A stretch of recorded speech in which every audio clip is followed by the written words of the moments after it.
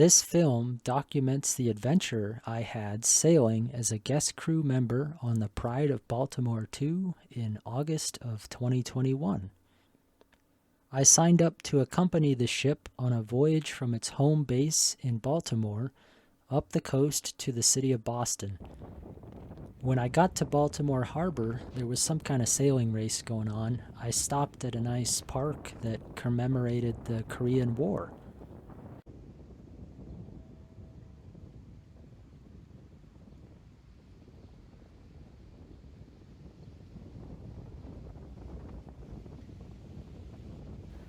I arrived a little before the crew was ready to let us board. There's no railing. The dock was a little sketchy, and one of the crew members actually fell into the water while coming back to the ship. I spent the evening admiring the ship and rigging. The water temperature of the Baltimore harbor at the time was more than 80 degrees, so the ship was like a sauna below decks. I tried to get some sleep the first night by bedding on the deck, but as romantic of an idea as it is to sleep on the deck, there really isn't anywhere comfortable. I didn't get much sleep. This is a map of our voyage made by a fellow guest crew, seasoned sailor and intrepid adventurer Rick Lewis.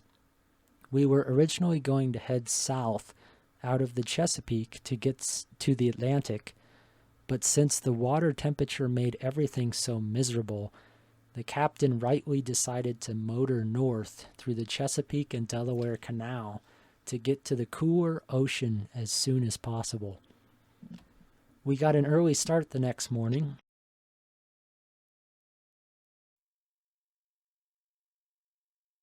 The ship was berthed right next to a large naval cargo vessel. We were also right across the harbor from Fort McHenry. Baltimore is a large port with lots of shipping docks. I was surprised throughout the trip Lo and behold, it fits. how many bridges we had to go under and how the ship's 107-foot tall rig managed to glide underneath each bridge. I was on sea watch, scheduled from 8 to 12 twice each day. At 8 the first night, we were nearing Cape May and running into a thunderstorm. I was excited to brave the storm, but I felt terrible. The humid heat, sun, jet lag, motion of the ship had all gotten to me. So that first night watch, I tagged out and retreated to my bunk and medicated myself with Dramamine.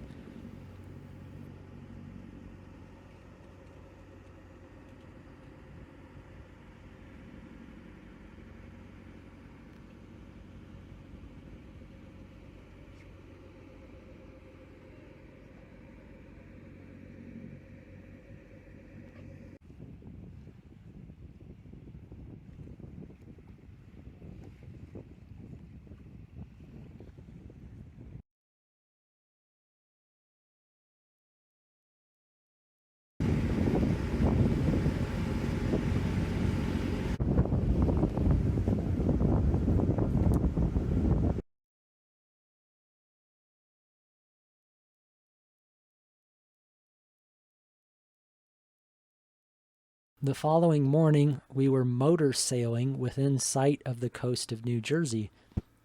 With some help, I mounted a GoPro on one of the bowsprit spreaders.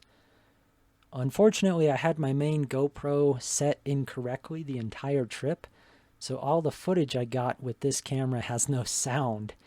The date and timestamps on the GoPro footage are also unreliable.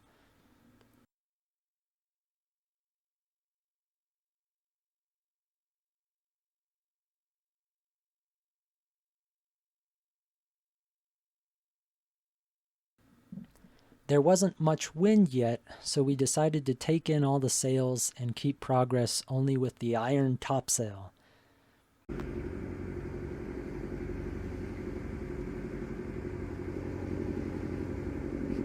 we're going to sail at some point too. Well, that'll be exciting. Yeah, I hope I'm doing okay. You know if the forecast is still looking the same? I don't know nothing. Yeah.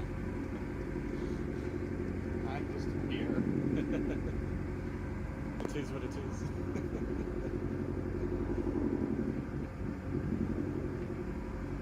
We sailed past an offshore wind farm. Despite our motoring, we encountered some dolphins.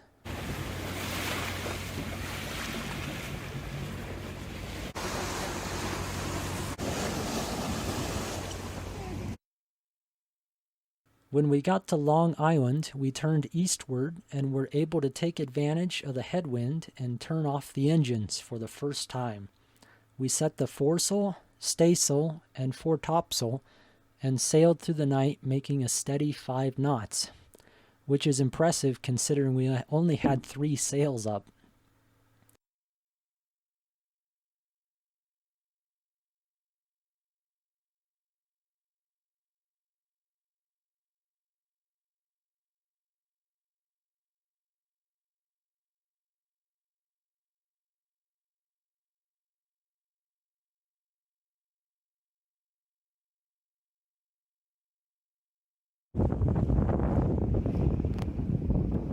The next morning, we were still having a great relaxing sail up Long Island.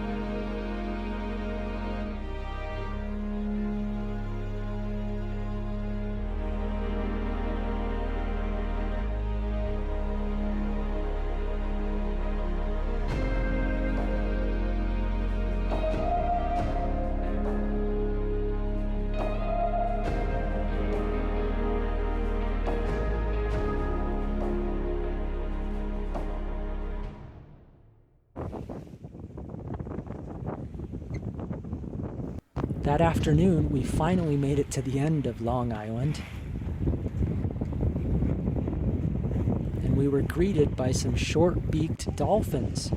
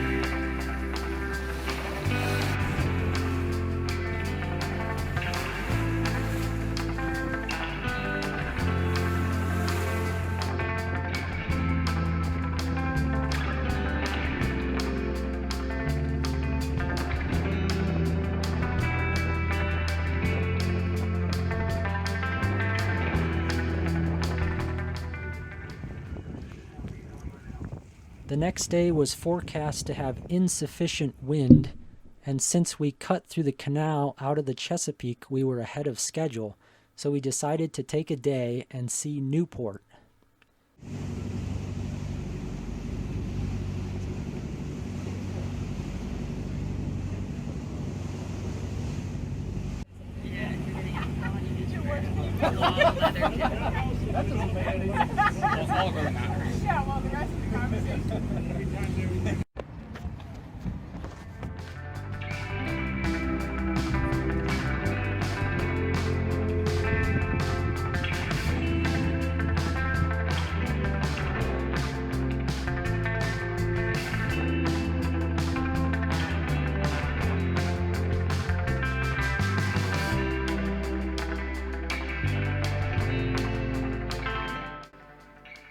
We walked over to the Oliver Hazard Perry and got an informal tour. They were just finishing up some bright work.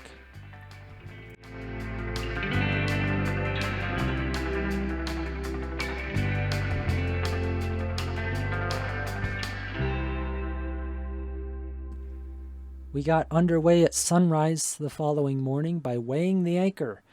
This takes a lot of work over several minutes.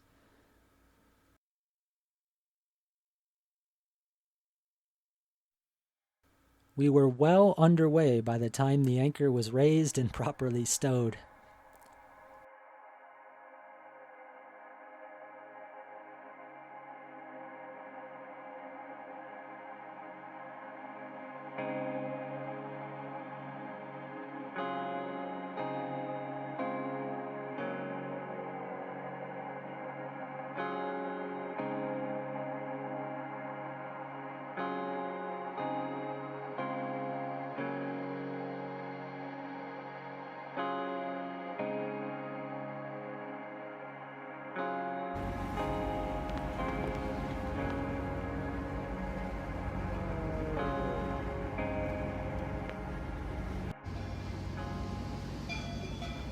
As we approached the Cape Cod Canal, we were followed in by a gaffer running hard.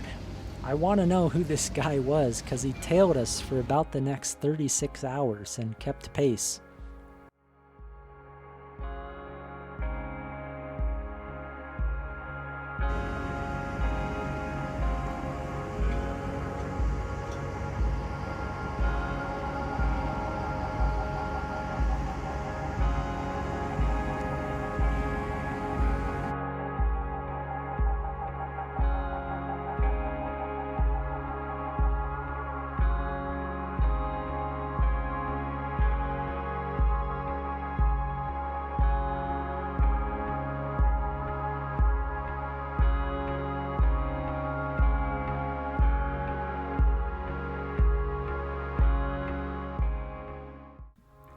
Once we were through the canal, it was perfect conditions to take down the canopy and have an afternoon sail downwind to Provincetown. This was our first time raising the main. On the left here, the majority of the crew is stationed on the throat halyard. On the right, you can see 2 crew members on the peak halyard.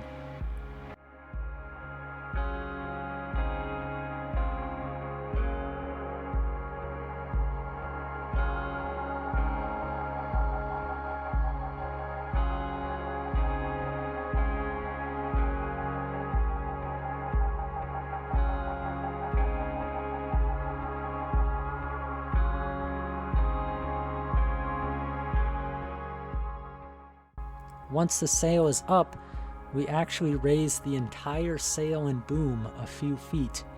This was very heavy hauling, and we were lifting, I believe, more than 2 tons.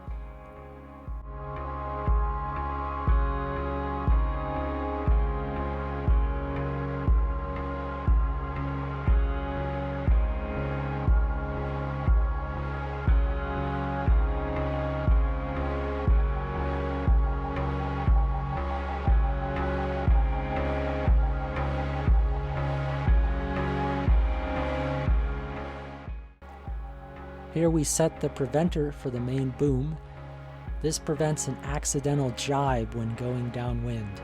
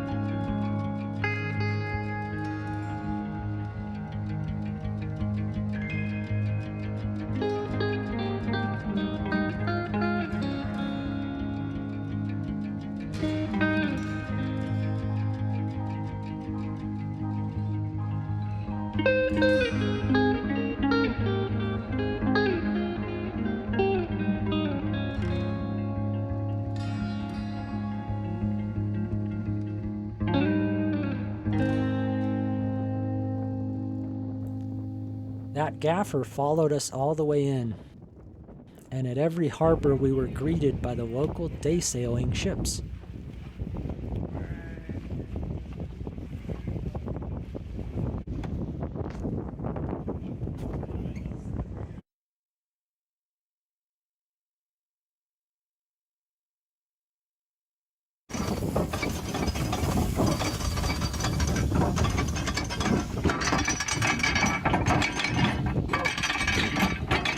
After an evening in Provincetown, we raised anchor to head to Gloucester. At the morning meeting, I made the brazen ask, "Can we raise more sail?" We were chased again by the unnamed gaffer, but once we had all the sails up, we steadily left him behind. Big whale! Oh! Let's get a good tail! Woo! Another tail! Woo! Yeah! Tail! Whale!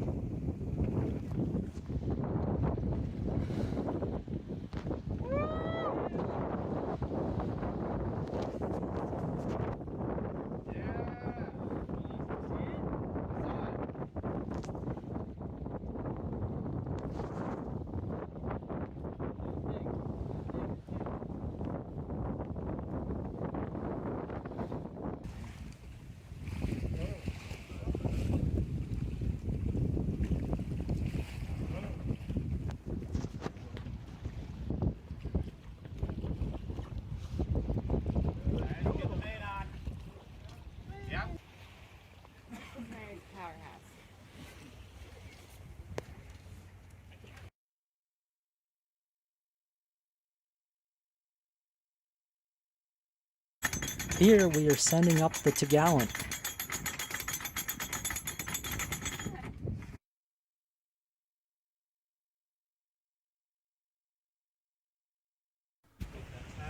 And here we're rolling out the stunsail boom.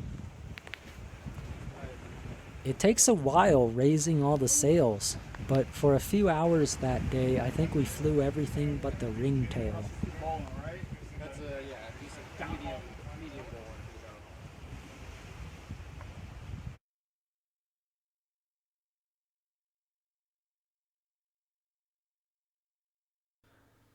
It takes a while to take in the sails also, so we got started on that early on our way into Gloucester. The ship has a dozen or more professional crew, and for this voyage we had the full 6 guest crew, so there were plenty of hands.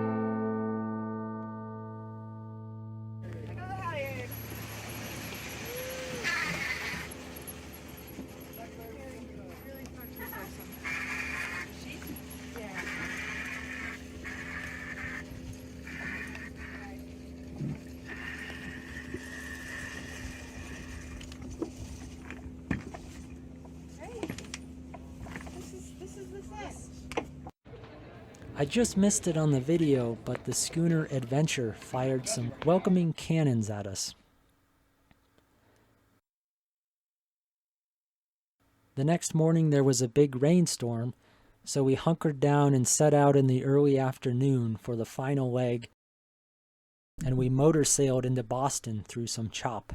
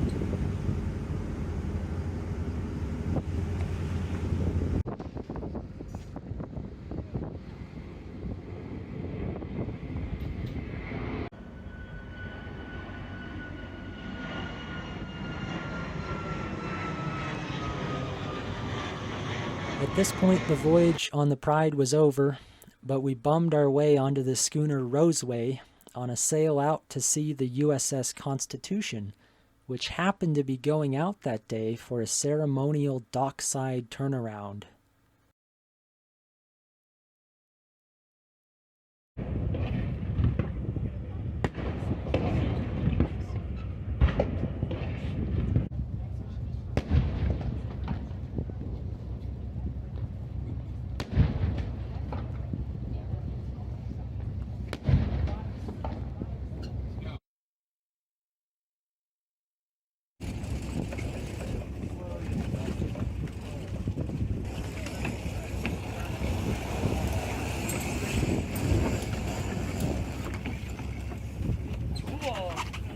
Here is the Pride docked in Boston.